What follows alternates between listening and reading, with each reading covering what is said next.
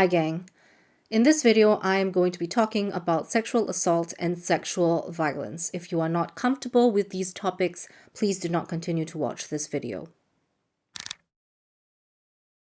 I wanted to talk about a news story that broke a couple of weeks ago, a German-based investigative piece. There is a documentary behind it, a film by Isabel Beer and Isabel Stroh. It is about online chat groups that discuss sedating and drugging women in order to sexually violate and rape them. It has been published under the investigative channel Steuerung F. These chat groups are international. The journalists found that users came from America, Canada, as well as Germany itself. I roughly wanted to translate the main points of that documentary. The full documentary I will link below. It is in German. However, you can turn on closed captioning and click on auto translate. There is one German case that they discovered similar to the Giselle Pellico case. If you are not familiar with that, it is about a French woman, her husband of 17 years, discussed and organized the rape of his wife online with random men. Some of them, including the husband himself, have been sentenced and imprisoned. The German case specifically is still under investigation, so there is not a lot of information about it, but the documentary talks about other instances as well. These groups are transient in nature. Some of them might get deleted, some of them might become private, and new groups are popping up all the time. Join this, click this link to join this group. If you perhaps don't contribute content of your own, then you're not allowed into specific groups. These journalists managed to infiltrate a few of them, and they keep joining new groups just to keep tabs on what is happening. One had 250 members, another had 3,000 members or so, and the largest one had 70,000 members. And again, like I said, they're international. Most of the chat is in English. However, they did find some German users who were speaking in German and looking to network, basically. Of course, it's difficult to establish how factual what they say is. Some of them say that the woman has consented for this content to be published, play acting in the video, etc. But some say that this content is truly without the woman's knowledge and without her consent. And they post this for the entertainment of the other users in the channel. I'm going to read out the messages. If you don't want to listen to it, just skip this part. So this is a video captioned, "My live verification. I don't deal with fakes." So he writes the name of the Telegram group and his username and the date to prove that the video he's taking is genuine. And then he proceeds to film a woman who is stumbling around and who eventually passes out on a bed. Then he asks the group, "Anything you want to see inside her?" Someone responds, "How about a spoon or a phone?" And then he proceeds to use a spoon. Next up, we have a bunch of kind of group video chats, people filming sexual assaults, live streaming it, other users joining in the video chat, some laughing, some masturbating to this content. They're being entertained by the content. So it covers 3 different instances of perpetrators. The first one is a Canadian man given the alias of Liam. He claims that he has been drugging his girlfriend of 8 years, knocking her out, and then sexually violating her. Someone says, "Good bitch," in response to an album of images. "Sexy ass." Liam replies, "Thank you," smiling face emoji. "I've gotten somewhere around 75,000 views on her nudes. I love knowing she exists in porn." Fire emoji response. "Yes, I love knowing that strangers think about using her body in those ways without her having any idea. It's the first thing that comes to my mind when I look at her. She's a porn star and doesn't even know it." Response. "Have you thought about someone else fucking your whore?" Liam replies, Absolutely. The problem is she is committed to a monogamous relationship. I fantasize about drugging her and bringing men home to use her regularly. I'm sure when we don't have roommates, I'll actually make it happen. Someone says, Play with her like a doll. clapping hands emoji responses. If you can get some titty play and eye check while she's out cold, most of us here would love it. 4 heart emoji responses. So when they talk about eye check, what they're referring to is the forcing open of the eyelids to verify that the person is truly unconscious. I'll do my best. Would work? If so, how much? Thinking face emoji. Response. Milligrams. Liam then uploads a video of his victim. There are a bunch of fire emoji responses. Someone says, Use her hand. and then he complies and uses her hand. More fire emojis. Someone responds, Love her long nails. You think she's out deep enough to eye check or use mouth? and then he posts a picture of her with what looks like semen coming out of her mouth. That receives 11 fire emojis, 5 heart emojis, and 1 thumbs up. Someone responds to the picture saying, Great work. the investigative team managed to contact the Canadian police with the evidence of the videos and the pictures and the text messages. And they also managed to identify the victim and reach out to her to alert her about what is going on. The Canadian police responded saying, good morning, I have made contact with the female victim and have confirmed her safety. She is aware of the information you brought to our attention, and she does not want to pursue a criminal investigation in relation to this. As such, our case has been closed. I have followed up with her recently and offered support from outside agencies that she has declined. Thank you. The team reached out to the woman and she responded, thanks for getting in touch. I am still very grateful for your work. I'm in therapy and am still processing what happened. I'm not sure if I'm ready to talk about it yet. If that changes, I will definitely let you know. So in a follow-up conversation with the woman, she says that Liam was not actually her boyfriend, but she did not want to elaborate what kind of relationship she had with him, and that she simply wanted to put the matter behind her and move on with her life, which is entirely understandable. The second case is in America, and this person is given the alias of Dylan. He is the owner of one of the chat groups that they infiltrated. He talks in the chat about violating his sister. His caption of a video reads, Sis is awake for now. he sends a picture captioned, Sister is completely passed out cold. It all starts with one small pint of vodka and it ends with some sleeping pills and Vaseline on her asshole. This happens every week. response. Please elaborate. She's drunk as fuck right now and she's on some sleep meds. So I should be having some fun soon, hopefully. Response. Wow, fantastic. What's she look like? And then he proceeds to send videos of the victim. Give me a minute. Let me see what condition she is in. Response. What plans do you have in mind? Oh, definitely some kitchen utensils. Devil face emoji. So in this instance, I don't think the team was able to identify who the woman in the video was, and they were not able to contact this person. They cannot confirm if it is indeed his sister. However, they did find out a lot about this man. So through communication with him and under the guise of wanting to purchase his content, his sexual assault content, they managed to get his name and address, and they went to verify this. One of their colleagues was in the US, and he went to the location with the address.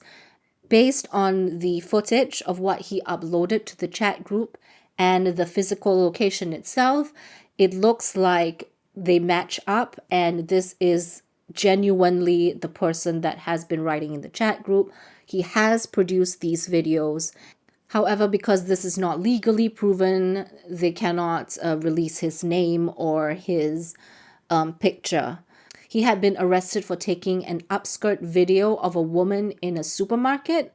The investigative team sent emails to the New York Police Department alerting them of this evidence. However, the police response is essentially, unless the victim comes forward, we can't do anything. So here is what they say in an email to the team.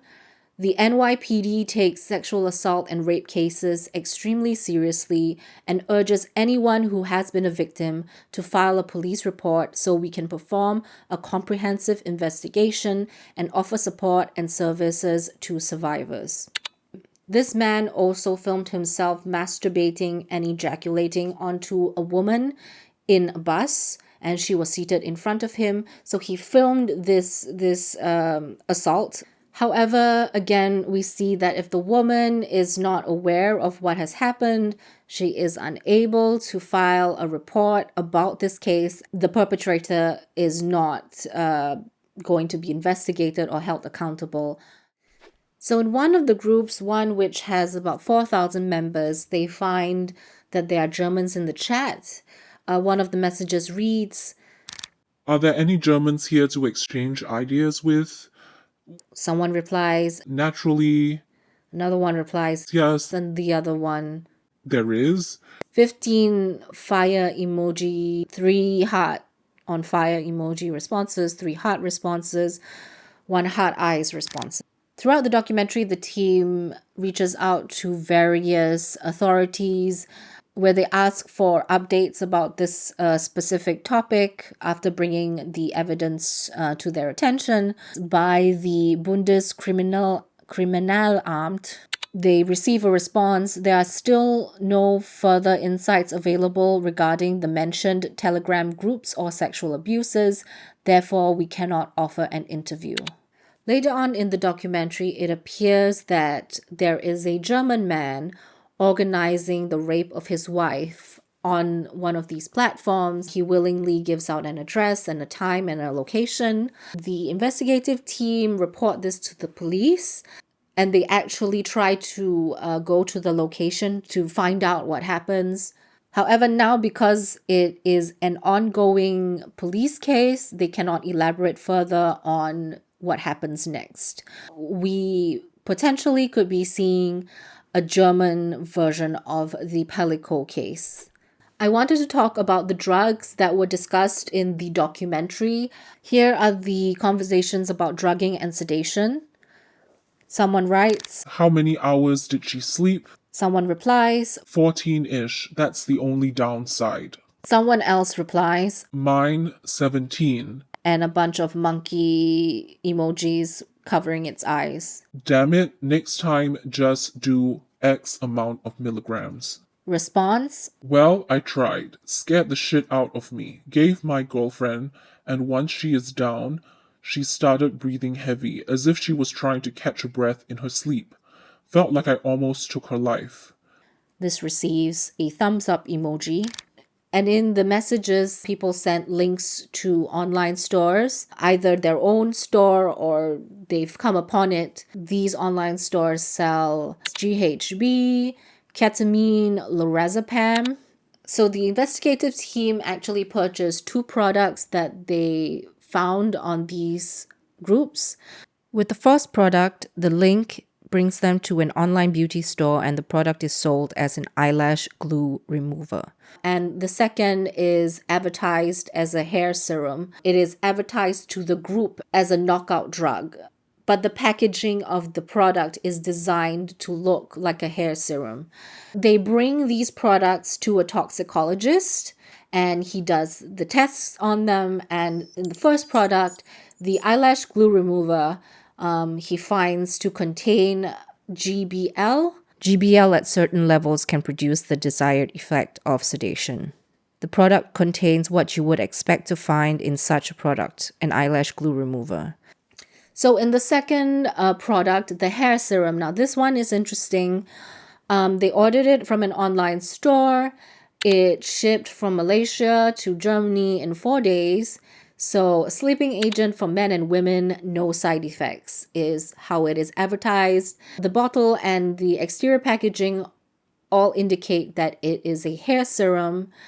When the toxicologist does his first tests on it, he finds that common substances that are within date rape drugs are not in this product. However, the ingredients that are listed on the packaging are also not in this product. He follows up and does a second test, more sinister, because what he finds are three main ingredients. One is an antiemetic, which is something to prevent nausea and vomiting. The second is a vet anesthesia for non-human animals. And the last one is a designer benzodiazepine. Benzodiazepines are essentially sedation type of drugs, has a relaxing and calming effect and knocks you out. So he essentially says that this person knows exactly what they're doing.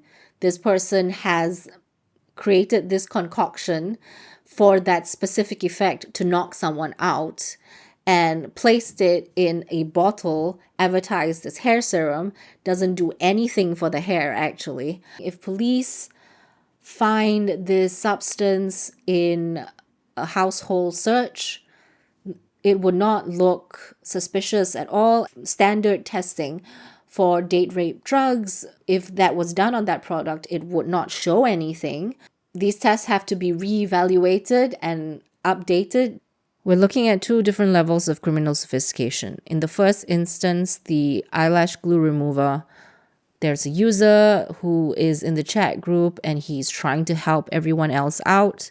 He recommends a commercially available product that he believes will create a sedative effect and probably not produce any suspicious other side effects. In the second instance, we are looking at a dealer. He seeks out this platform deliberately to sell a product designed to aid in committing the crime. Something they recommended for anyone who believes they have been drugged and does not know what to do. Pee in a cup and keep that as evidence till you are physically able to do something, and bring that as a sample to prove that you have been sedated or drugged. Another theme that was explored in this documentary is that in Germany, the possession of sexual assault content against adults is not in itself illegal. So, in a response by the Bundesjustizministerium on 9th of December 2024, according to the current assessment of the Federal Ministry of Justice, there is no need to change this in terms of criminal policy. That's just pretty much, no, we're not going to do that. And my thoughts on this is, yeah, it's probably because it's going to be a lot of work to establish whether this is genuine sexual assault or if it's staged. They may not even be in the same country. And then we have the issue of, well, why do you have this content? Is it, in the case of these investigative journalists, because they are trying to expose something, because they are trying to research something, or is this for the purposes of self-gratification? The Bundesinnenministerium on the 11th of December 2024 says, if the police authorities become aware of any indications of possible criminal groups, they will actively investigate the information. Criminal acts on the internet are prosecuted in the same way as those in the analog world. In another statement by the Bundeskriminalamt on the 10th of December 2024, in addition, if criminal acts are present, it is possible, for example, to report the relevant groups to the service provider or messenger service and request that they be deleted. So in this statement, we can see that members of society and platform groups like Telegram bear some of the responsibility for policing these criminal acts. I wanted to talk about this on a personal level. I myself have not been a victim of such serious crimes. However, I have been molested at different points in my life. Once when I was 9 years old by a stranger, once when I was 16 years old by a stranger, and once when I was in my 20s, 22 possibly, by a stranger as well. When I was 9 years old, I didn't really know what to say. I didn't really know what to do. I just pretended it didn't happen. And I didn't tell my mom until many, many years later. So when I was 16, I actually bothered to make a police report. However, they never actually found the man, and so nothing came of it. When I was 22, it happened on a crowded escalator, and I knew something had happened, but I wasn't sure who it was. Everything happened really fast. It was very crowded. I was tired. It was very late at night. So I just let it go and I went home. The effort it would take for me to try to find out who it was and make a report, I prefer to just go home and get some sleep. I also personally have friends that have experienced sexual assault. The amount of emotional stress and the amount of work you would have to do to even prove that something happened to you. And most people just want to move on with their lives. They don't want to relive the incident, and they don't want to have to fight to be believed. In a personal experience of mine, I actually met a doctor in a brief encounter. Later, we found out that he had drugged and raped his patients, multiple patients, and also random women who were not his patients. Granted, it was a brief encounter, but I never got any weird, strange vibes from him. He dated a friend of mine for a very short period of time. She did find him a little bit strange the longer she knew him, but she never suspected a thing like this of him. I don't have a positive ending for this video. It's not always clear who these kinds of people are.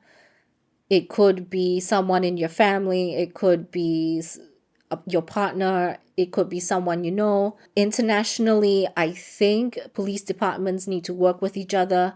And that's the problem that law enforcement will have to face. Networking in order to catch the criminals, because the criminals are networking themselves. It's very difficult if police departments don't have enough manpower. It's very difficult if the system is not set up to make it easy to make reports. Victims are not necessarily ready to pursue justice at the exact time that they are made aware that something bad has happened to them. In conclusion, I think Dr. Anja Schmidt said it best. She is a lawyer that was interviewed for the documentary. Ja, es besteht wirklich Handlungsbedarf. There's absolutely a need to do something about this.